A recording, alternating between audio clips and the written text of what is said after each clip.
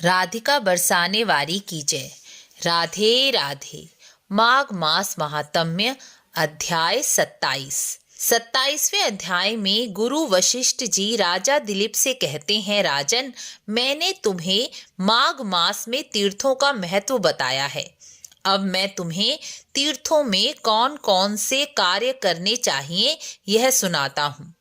जो मनुष्य श्रद्धाहीन है, नास्तिक है, शंकालु है, तीर्थ जाना नहीं चाहते, कुतर्क करते हैं या केवल घूमने के लिए ही तीर्थ जाते हैं, उन्हें तीर्थों का पुण्य फल प्राप्त नहीं होता।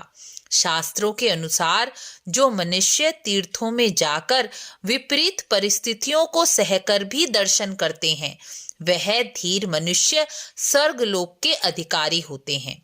किसी भी तीर्थ में जहाँ जल हो, जैसे प्रयागराज, रामेश्वरम, बद्रीनाथ, गया, मथुरा, हरिद्वार, त्रिवेणी संगम, त्र्यंबकेश्वर, यहाँ श्राद्ध अवश्य करना चाहिए।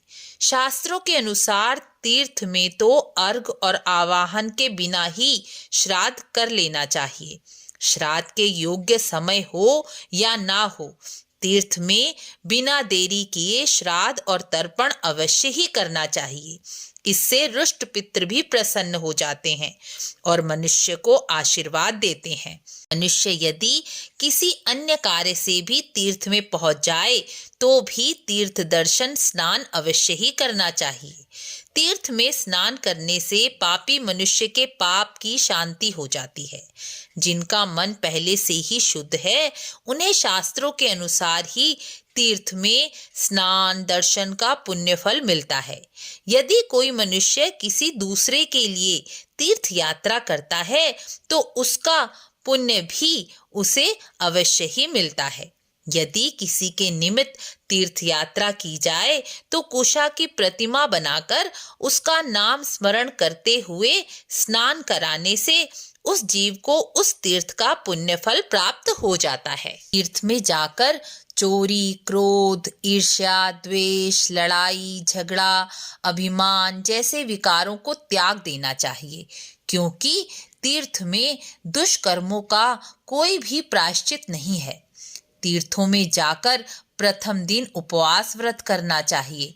शास्त्रों के अनुसार तीर्थ में सिर के बालों का मुंडन कराने से मस्तक के सभी पाप नष्ट हो जाते हैं। तीर्थ में जाकर दूसरे दिन श्राद्ध और दान करना चाहिए। शास्त्रों में श्राद्ध को भी तीर्थ कहा गया है। श्राद्ध करने वाला मनुष्य इस लोक में भी सुखी और परलोक में भी सुखी रहता है। माघ मास में यह सभी नियम अपनाकर ही तीर्थ यात्रा करनी चाहिए। माघ मास में 9 वस्तुओं का दान अवश्य ही करना चाहिए। शास्त्रों में इन 9 वस्तुओं को दान देने का विधान बताया गया है। पहली, बेर, केला, आंवला, घी, तिल, पान, चावल, सीताफल या पेठा, खिचड़ी, इन 9 चीजों का दान माघ मास में ब्राह्मण को अवश्य ही करना चाहिए। इस प्रकार 27वां अध्याय पूर्ण हुआ। मिलते हैं अगली वीडियो में। राधे राधे।